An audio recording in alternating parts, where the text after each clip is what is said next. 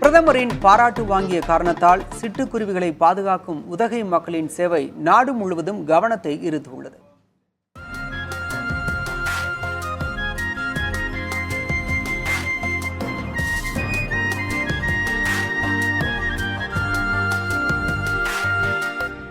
வீடு புகுந்து கூடு கட்டும் சிட்டுக்குருவிகள் பலரது வாழ்விலும் உணர்வுபூர்வமான அம்சமாக உள்ளது.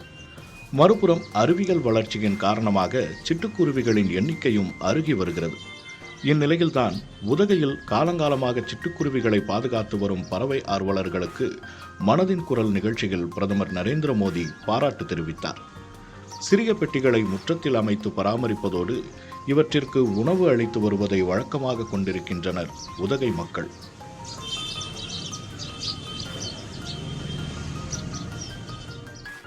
மனிதர்களோட மிக நெருங்கிய உறவாடி கொண்டிருந்த சிட்டுக்குருவிகள் இப்போது நம்ம விட்டு அந்நியப்பட்டிருக்கு. தற்போது பிரதமர் அவர்கள் சிட்டுக்குருவியை பாதுகாக்கணும்னு சொல்லி மன் கி பாத்தில் பேசினது மிக்க மகிழ்ச்சி. ஃபஸ்ட்டு அவருக்கு நன்றி தெரிவிச்சுக்கிறோம். ஏன்னா இந்த நம்ம குடும்பத்தில் ஒரு உறுப்பினராக இருந்த சிட்டுக்குருவி இப்போ அந்நியமாயிடுச்சு. காரணம் என்னன்னாக்கா, ஓட்டு வீடுகள்லாம் இருந்துச்சு, அந்த கூரைகள் இருந்துச்சு, கூரைங்களோட முற்றங்கள் இருந்துச்சு, அது கூட அழகாக கூடு கட்டி வாழ்ந்துட்டு இருந்துச்சு. அது மட்டும் இல்லாமல் வீட்டில் மா கோலங்கள்லாம் போடுவாங்க, அரிசி மாவு தினை மாவுல கோலங்கள்லாம் போடுவாங்க, தண்ணீர் வைக்குவாங்க. அதனால் பறவைகள் ரொம்ப நெருங்கி நம்ம கூட இருந்துச்சு. முன்பு ஓட்டு வீடுகள் இருந்த காலத்தில் அவற்றின் இடைவெளியில் பாதுகாப்புடன் குஞ்சு பொரித்து சிட்டுக்குருவிகள் வாழ்ந்து வந்தன. தற்போது வீடுகள் அடுக்குமாடி குடியிருப்புகளாக மாறிவிட்டதால் இவற்றின் வாழ்விடம் குறைந்து அழிவு நிலையினை நோக்கி சென்று கொண்டிருக்கின்றன. நாங்கள் நீலகிரி மாவட்டத்தை சேர்ந்தவர்கள். இது பொதுவாக குளிர் பிரதேசம். இங்கே சிட்டுக்குருவி அழியும் நிலையில் உள்ளது.